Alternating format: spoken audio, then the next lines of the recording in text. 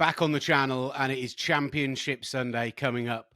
We're live and exclusive on the talkSPORT network. We are going to bring you both the NFC and AFC Championship game. And while the NFC game looks tasty on paper, that AFC clash, that great rivalry of the last few years coming to a head in the championship game once again as the Kansas City Chiefs host the Buffalo Bills. And I'm delighted to say that joining us now, great pass rusher of those Buffalo Bills, Greg Rousseau. Greg, how are you doing, brother?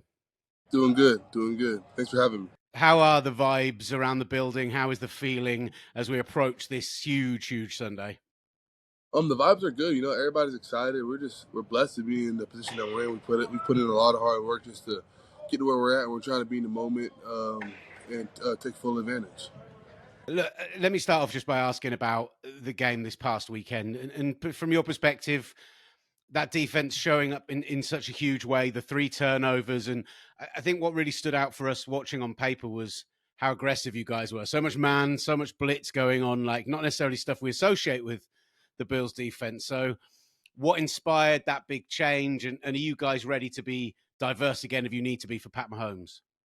We just felt like taking it to them and dictating the game, controlling a lot of scrimmage, and that's what we did. And they're a really good team, and that's what it takes to beat them. Sometimes you got to change some things up. How much of a difference has Bobby Babich made coming into that defensive coordinator role? Obviously been with the team since you started there, right? But actually making that big step up this year.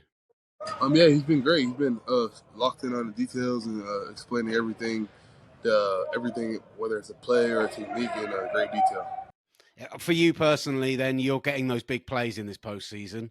Big sack of Bo Nix in the fourth quarter in week 1. Big sack. I mean, that 2nd and goal to force them into kind of a 3rd and long and actually force the field goal, huge in that first quarter, right? In a game that was so marginal. So what do you think for you in your biggest kind of statistical year? Do you think anything has changed for you? Do you think the game has slowed down? Do you think there's something that has clicked for you this season? I'd say the game maybe slowed down a little bit, but really just put in the work day in and day out. Sometimes you could be in position and not be able to get the stats within a year. Like for example, like Ed might not have a lot of hype right now, Ed Oliver, but I feel like he's playing great ball. He doesn't have 15 sacks on the year or whatever, but I feel like he's been playing great ball. He's been helping the team win, but he doesn't have the stats. So I feel like whenever it's your day to get the sack or to get the interception or whatever it is, it's kind of your day, and you just kind of just keep on rolling with the punches, keep on going, and keep on trying to put your best foot forward and be in position to make those plays. You get that sack on that play. I mean, the hold that wasn't called on Ed on that play, where essentially he was choke slammed into the ground. Like you don't have that, then you're not necessarily getting free, right? So yeah, exactly. And that doesn't show up on the stat book for him. That's not going to be in the newspaper. Him getting held on that play, or him just creating the penetration to help me get the sack. So I mean, it's a team sport at the end of the day. how great is that front that you're working with? It's when people throw out the names of the kind of the great individual pass rushers in the league, it's not necessarily a unit where they're throwing out your names regularly, and yet you're always constantly getting pressure, constantly getting to the quarterback, and it feels like doing it with 4 men as well. Yeah, definitely. I mean, we pride ourselves in being able to affect the game with four guys up front rushing, and I mean that's what we're gonna have to do to win ball games down the stretch here for these next 2. And tell me about Coach McDermott, because again, similar to what we saw in the game plan from last weekend with the level of aggression, this whole year it's felt like there's been a little extra edge to Coach McDermott and a little extra edge to the whole team. Where do you think that's come from, and have you seen like a change in that mentality this year? I mean, I feel like everybody counted us out, before the season, and we knew what we had and what we still have here up in Buffalo, and just the work that we put in and what we want to accomplish. And I mean, we have the mindset of like, just go for it. You know what I'm saying? He always tells us just go for it. Like we're not worried about what people say. We know who we are. Just go for it and go hard. So this Chiefs rivalry, I mean, obviously, some like people have been calling this as an AFC Championship game for months now, but to actually finally get here, a team who, for you personally, have what ended 2 of your first 3 seasons in the league. So, how huge is it not just to be in this game, but actually to get to go on the road and really get a chance to prove yourselves against the best, the team going for the three-peat? It'll be great. It'll be great. It's gonna be a great atmosphere. I mean, we wouldn't want it any other way. Like you said, like they've knocked us out of the playoffs before, so Home and away doesn't really matter. It's all about having on the field on Sunday. So we're just excited for the opportunity, blessed, and we're just going to take full advantage of it. I can't wait. How hard is it to game plan for and face Patrick Mahomes? It's tough for sure. You got to just take it one play at a time. Just start off with stopping the run, forcing them into some second and long, third and long situations, and then go from there. And guys are going to step up and make plays all over the field. I mean, you guys got the win that knocked them from being the undefeated team this year. Hell of a game up there in Buffalo. Two quarterback hits for you on the day. Then how do you turn those hits into sacks and get him on the ground?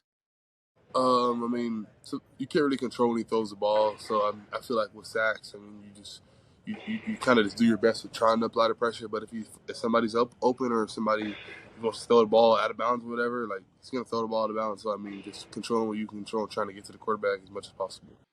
And their offensive line, there's been a lot of questions around it this season. Looks increasingly like you'll face Joe Tooney, all pro guard, one of the best in the league inside, but just his third start at left tackle. Does that give you any kind of matchup advantage? Does that give you something where you think, right, I might have an edge on a guy who's playing out of position? I mean, it's all about who shows up that day. So for me, my mindset doesn't change whether it's a guard, tackle, whoever's at tackle. I know I just got to put my best foot forward. It doesn't matter who I'm going against, and I just got to just go out there and do me and just be me. How massive has it been for your defense to get those guys back in behind you? We saw you playing a load more base this weekend, and Matt Milano had a hell of a game. So how big has it been for you guys to have those guys back? It's huge, Matt Milano, All Pro, Terry Johnson, All Pro, TV should have been an All Pro. So I mean, to have those three guys that were out that game back for the game that we just played, it was huge. It made a big difference. And how confident are you guys can go to Arrowhead and restrict this team to 20, 21 points and put your offense in a position to win this game? We're confident. Going into any situation in life where you got to compete, you got to be confident. You got to believe in yourself. So I know there's a lot of belief in this building, a lot of belief in that locker room. So can't wait for the game. Talked about the All Pros on that defense. What about getting to go up against Josh Allen every week, week in, week out? Sensational season from him. Just talk to us a bit about the kind of locker room leader, the man that Josh Allen is, and how much fun it is to play with him every week. He's a great guy. Just a great teammate. Yeah, he always just easy to conversate with, and I mean, he's just one of the guys. Nothing crazy. He's like you said, he's our leader. He leads with his level of play. He doesn't talk too much, but he leads with his level of play and leads by example. We enjoy how normal he is. The moment we saw from the locker room where he started clapping the random moment from Sean McDermott and like how goofy he can be in press conferences. Like, is he that guy around? Like, is he that kind of loose around the locker room? Is he that guy who can be like just ease the tension when it needs easing? Yep, that's what I'm saying. I mean, he's just a normal guy. He's one of the guys in the locker room. He's cool as hell. Good person. What would it mean to the city of Buffalo and upstate New York for you guys to make it to the first Super Bowl since '94? It mean a lot. It's been a lot. It's been a long time. Been a long time coming. We've put in a lot of work here since I've been here, and even way before that. So I mean, we're gonna take full advantage.